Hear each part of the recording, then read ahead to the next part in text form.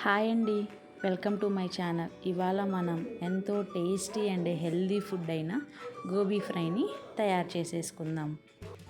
ముందుగా ఒక గోబీ పువ్వుని తీసుకొని దానిని చిన్న చిన్న పీసెస్గా కట్ చేసుకొని పక్కన పెట్టుకోండి.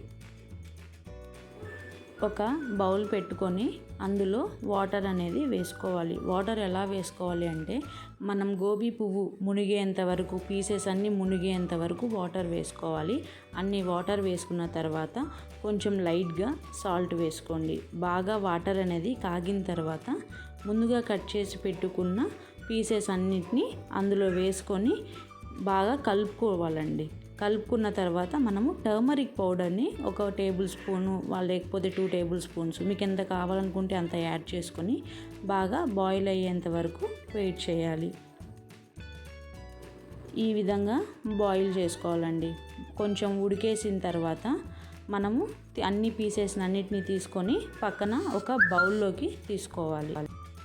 చల్లారిన పీసెస్లో 1 కప్పు cornflour powder, 4 to 5 table spoons శనగపిండిని, కొంచెం సాల్ట్ వేసుకోండి, ఎక్కువ వేసుకోవద్దు.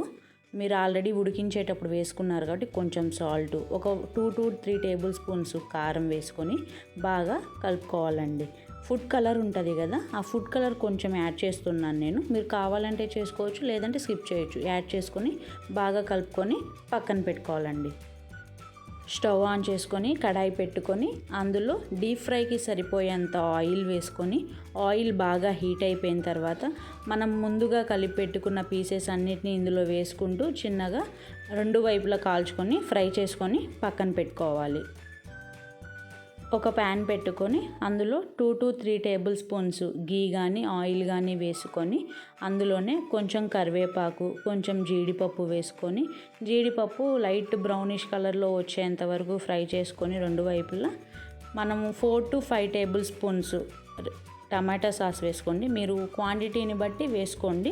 నాకు ఇంత అయితే సరిపోతుంది, సో కొంచెం టమాటా సాస్ వేసుకోండి.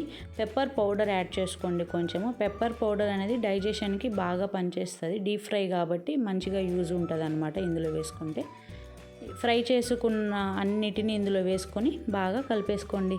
అంతేనండి, ఎంతో టేస్టీ అండ్ డెలీషియస్ అయిన గోబీ ఫ్రై అనేది తయారైపోయింది. Please subscribe to my channel. ఇలాంటి టేస్టీ రెసిపీస్ కోసం సబ్స్క్రైబ్ చేసుకోండి.